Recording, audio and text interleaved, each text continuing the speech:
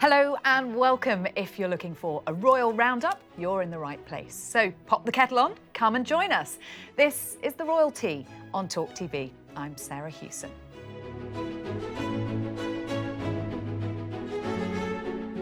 Coming up today, how the Crown would have destroyed the Queen, why Meghan says she's not demanding, and how the King is planning to replace Harry and Andrew with Anne and Edward. Well, joining me today is royal commentator and TalkTV host Daisy McAndrew, Matt Wilkinson, the royal editor at The Sun, and royal commentator and TalkTV regular Afua Hagan. Hello to you all. Thank you very much for being here. Now, King Charles welcomed the second PM of his short reign this week. It was the oldest new monarch welcoming the youngest PM in 2 centuries. And it's quite remarkable, isn't it, when you think where we are. The Queen had, 15 prime ministers during her 7-decade reign. King Charles, less than 7 weeks into the job, 2 PMs. What role does the monarchy need to play in times of political turbulence? Well, I think a really significant role, actually, just to sort of calm the nerves of the public, because I think we all find it unnerving when politics and things that are meant to offer stability are in a state of turmoil. So actually having the King there, who of course is still, he's still bedding in, although it was the longest apprenticeship in royal history. It's still quite strange for most of us to. I mean, most of us are still saying Prince Charles, aren't we? We're still. It's not tripping off the tongue to say King Charles. But actually, I think he has played it very well so far, being kind of reassuring, doing that sort of grandfatherly image, being out and about as much as he has. Because, as you said, wait for ages and then 2 prime ministers come along in a matter of weeks. But I liked seeing the King with Rishi Sunak, and I liked the fact that he'd put out Diwali sweets. I thought that was a really nice touch and a reminder that he wants to be that modern, inclusive, monarch representing a diverse Britain. So actually, that picture did say 1,000 words. Well, I think the King looked like he was thoroughly enjoying it. Yeah. And we think of the age difference. If you think King Charles is 73, Rishi Sunak's only 42, which is like 2 years older than his son William. That's a really wow. Yeah, weird, I hadn't thought about it like that. So he's only 2 years older than William, but there'll be a relationship there between, as you say, a grandfather. He's now Grandpa England in many ways, isn't he? He's a 73-year-old king. I think you're right, Daisy. This is where we kind of look to the royal family in times of turmoil as that constant, as the Queen was for so many years. But it's almost the reverse, isn't it, of when we had the young Queen and Winston Churchill as Prime Minister giving her counsel. As you know, Rishi Sunak is the shortest prime minister since Winston Churchill. They were about the same. They were about the same height. But of course, Matt saying that it looked like King Charles was enjoying himself. I think the Liz Truss one, when he said the dear oh dear thing, which I don't know if that was a slip of the tongue or whether he was actually trying to be sympathetic rather than patronising to her. Well, they tell us that is, in fact, he'd seen her twice that day. She'd been in for a Privy Council meeting earlier, hadn't she? So but it's not you again. Yeah, it was more, oh, you're back again, It rather just than... sort of summed up the public mood rather too well. It was a bit Freudian. We're all like, saying what we're all thinking, are you? But yesterday's meeting was literally a hello, and then everything was private. And they will continue having those weekly private meetings we don't get to hear about, but that's where Charles will come in and talk about his years of experience and be a counsel and someone that Rishi can seek advice from. Let's move on to the Crown, and the story reported in the Sunday Times this week that the Queen would have been destroyed by the new series. It has been generating so many headlines, hasn't it? What do you think, from what we know so far, Daisy? I think it's this? a load Would of it have old... been particularly damaging for the Queen? I think damaging in some ways to the royal family, but I think the idea that the Queen, who is, made of stronger stuff, would have been destroyed by the Crown is a load of absolute tosh. And, and was said by somebody who claimed to be Diana's Mystic Meg, and I'm sure that they were close, but why she would have any insight into what the Queen would have thought or not thought about this. The Queen literally had seen it all before, done it all before, been on the throne for 70 years. Something like this was not going to take a hair off her. I think some of the stories in the papers would have been quite hurtful, but as I think Matt knows a lot more about the Crown, the forthcoming Crown, than I do. I don't think any of it would have destroyed her. Not at all. No, I mean, yeah, unfortunately, I have been able to see some of the episodes, which I can't talk about, but I don't think there's anybody out there that What about doesn't... if we tickle you? Right, OK. I don't think there's After anybody... we've finished recording. I don't think there's anybody out there that doesn't know that some elements of this are made up. Do you know what I mean? There's been so much wall-to-wall coverage that I don't think that people don't know that there are conversations that will appear in The Crown that have kind of been fabricated slightly. But what about this disclaimer issue? Because there's kind of a halfway house, is there now? A disclaimer only on the trailer and not on the episode. Why not The just do it on the episode? disclaimer has always kind of been there in the programme description. It's been there since day dot. Who reads the programme description, Well, though? that's true, but they've literally copied and pasted that same disclaimer and put it at the beginning of the trailers for season 5. I don't think we need a disclaimer before every single programme. I think you're right that we kind of have to, I think we said this last week, is that we have to give viewers the credit that they'll know that a lot of this is drama. It's made up. But I also think all the headlines about it, all the hyperbole that we seem to be in about the crime, like the whipping up of excitement, it's just a bit like, it's just a television show. And I know a lot of people are like, it's hugely damaging to Crown. I think, Daisy, you nailed it. The Queen was made of stronger stuff than this. There are difficult conversations that are portrayed in this. For example, then Prince Charles saying to his mother, if we were a normal family, social services would be here, we'd be in care and you'd be in jail. I mean, that's not going to be comfortable viewing for anyone, is it? But actually, I think conversations like that emphasise what Afua was just That saying, it's fiction. that it's fiction, because it's such a ridiculous conversation. I don't think, but I do think the disclaimer thing for us Brits is one thing, and I don't think we necessarily need it, because we know the royal family much better than any other nation, and we kind of can see the blurring of the lines. I think in America it's a really different story. It's not just America, it's young people as well. There are young people that are That's true, seeing yeah. Camilla, she's a lovely lady, she's with Charles the whole time, she's Queen Consort, and then they weren't aware of these stories from the 90s, and now they're seeing how she was how she's being represented as she was in the 90s. Yes. But don't you think that for all these discussions about having everything that's written in the papers, people will know this is a dramatisation that's based on the royal family. I mean, there's a lot of, people saying, it's for the Americans. And actually, I agree with you more on the point that it's for younger people who are not aware of things that happen in our lifetime. But I think let's give Americans a bit more credit than we're giving them. Well, I tell you what, it's a lot of publicity for Netflix, which That's true. can only be a good thing, can't it, when you're trying to generate audience figures. What then of Harry's relationship with Netflix? Because this so-called friend of the Queen also saying, how can Harry have a relationship with Netflix when it is vilifying his family? Affair?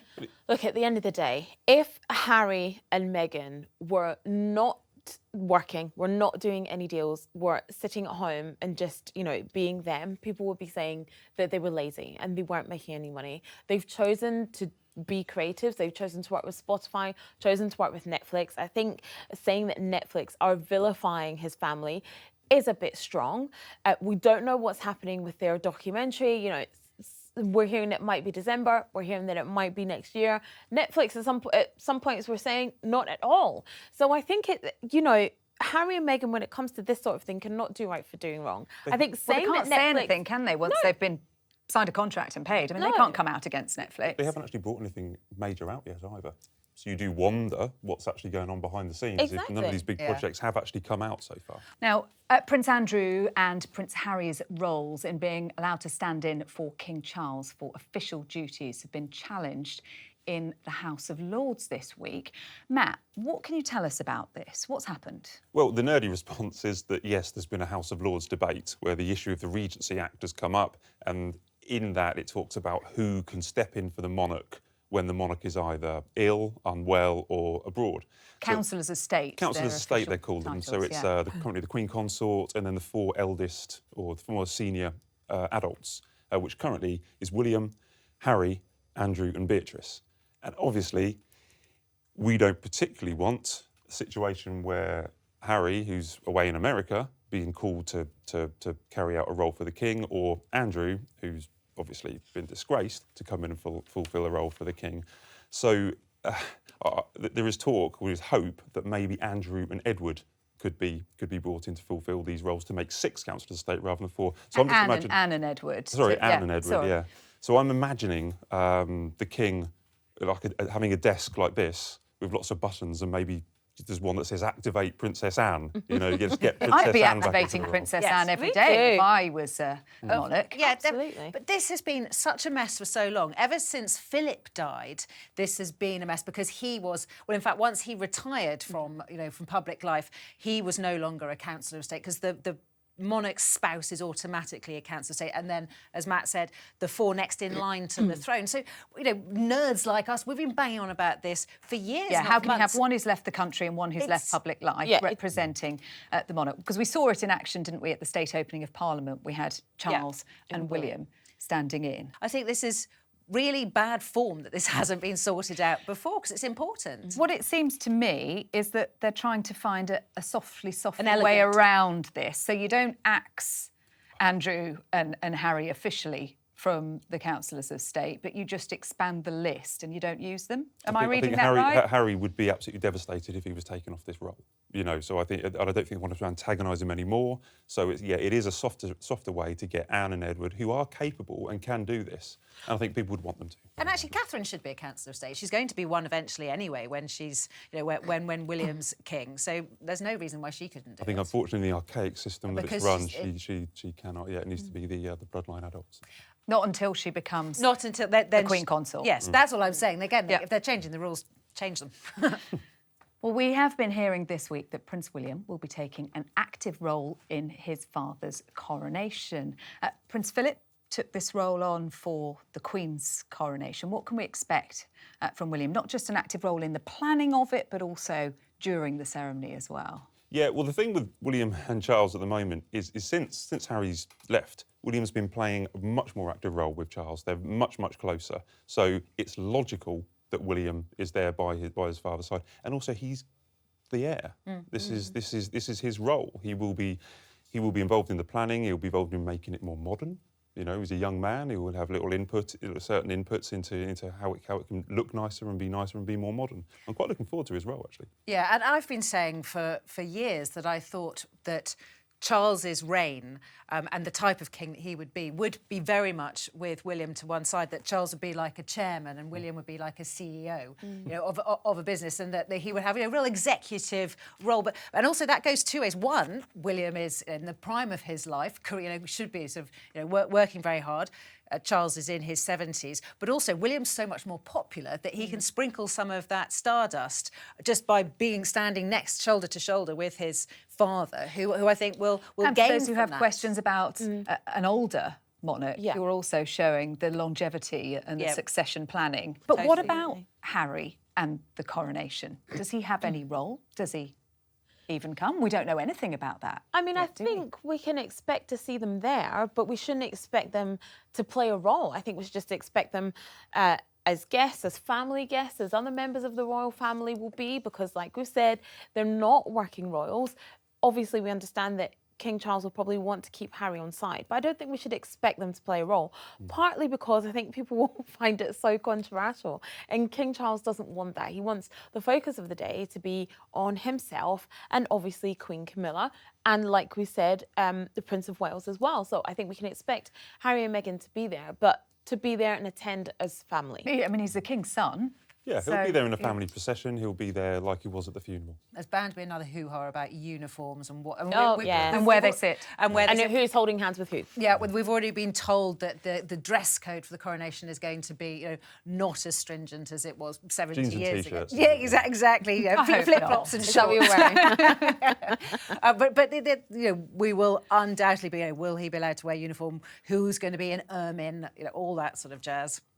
The latest episode of Meghan's podcast, Archetypes, has been generating even more headlines than usual this week. I know, hard to believe, but this week Meghan was joined by the comedians Issa Rae and Ziwe to explore the stereotypes around women of colour in an episode titled Upending the Angry Black Women Myth. A number of quotes have been extracted by different media outlets, and one thing that certain people seemed to take issue with was the line that telling people what you need doesn't make you demanding.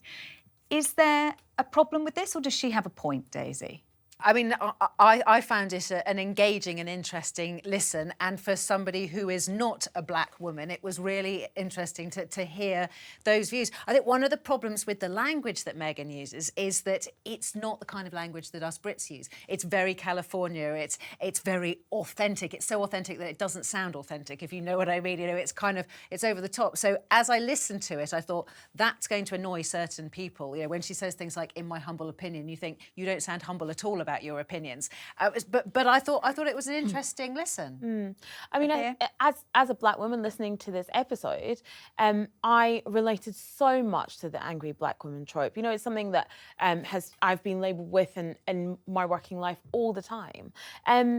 But I think if we're looking at it, I mean, I was looking at it through the lens of a black woman listening to black women talking about the tropes that have been labelled to them. I think if you look at it from a different lens and you're thinking about perhaps Meghan and the bullying allegations, you know, and if you say telling someone what you need doesn't make you demanding, perhaps people are looking at it and saying that maybe she's trying to excuse her behaviour in some way. Rewrite history. But for me personally, listening to that episode, I thought it was really incredible that these, you know, Meghan Markle, along with Ziwe and along with Issa Rae, are having this upfront conversation because it is one that needs to be had. And, you know, as someone who's been labelled with those tropes and someone who, you know, likes things done as a certain way, you know, and has struggled with that in my working life, I think it was brilliant that they're bringing this to the forefront. She's definitely got a voice now, Meghan, hasn't she, with this podcast? Yeah. When she's talked about being silenced, she's definitely able to bring up the topics she wants to talk about, and these are topics that are quite important to her.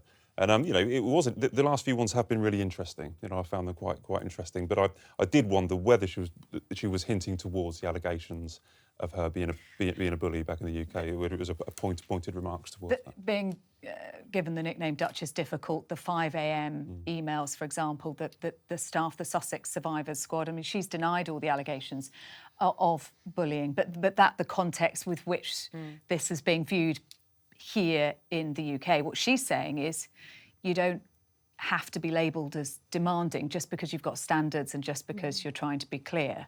And she also talks about, and then it's interesting because I think we probably all around this table do it, tiptoeing around because she's conscious about the way she's going to be judged. Yeah. And therefore she's worried about making those demands and trying to say what she needs. I think that's absolutely right, and I think it comes back to the wider racism issue about, you know, that Meghan and Harry firmly believed that they were that she was the victim of racism, and what a lot of people around them said, it wasn't racism, it was the fact you were a bully or too demanding, and they were unaware, I think, of that trope about. So you can see, if you understand the trope about the angry black woman, and you then look at how Meghan felt through that prism, you actually get a much better understanding of where this issue about racism and Meghan came from, and how it could have been on a lot of occasions a misunderstanding rather than, I'm not saying she didn't have any racism towards her, but I think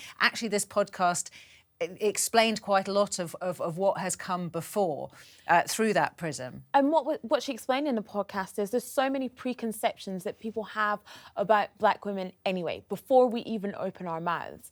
And so I think that's where a lot of these bullying allegations came from, that someone who could be forthright and be confident and say what they want, if you're a black woman, then you're a bully. If you're a black woman, you come across as aggressive. And that's what this trope is. And I think she's done really well in unpacking that and trying to give some understanding about why she's perceived the way that she is.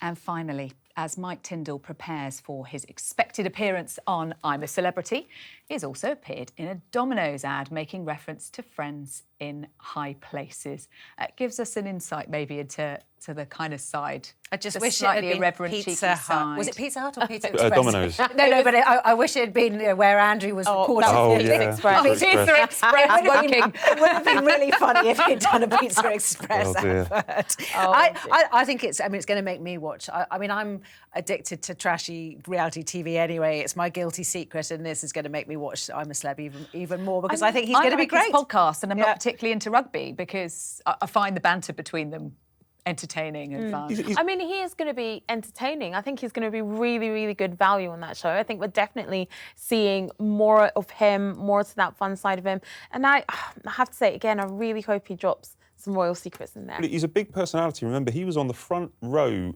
of the funeral. So on the family front row, but he is at the heart of many times at the heart of these major royal events. Exactly. Does that mean it's okay for him to do these things, though, Matt? Because there have been some criticism. There has been some criticism. He's got to earn some money. Is he cashing in? He's got to earn some money. How much is he getting? I don't know, but he doesn't earn any money for being a member of the royal family. He has to find ways to earn some money somehow. Yeah. I mean, I think he will have worked it all out in advance, that, what he is going to say and what he's not going to say. But, when you're very, very hungry and perhaps, angry and you're trying to eat something disgusting, maybe something will Or just fly out his mouth, yeah. I think they will hope that. I think they will hope that happens. Exactly. Well, we'll be watching anyway. Yeah, definitely. Well, that is all we've got time for this week. My thanks to Daisy, Matt and Afua, and to you for watching. We'll be back next week with all the latest on the royal family, and we hope you can join us then. We'll see you.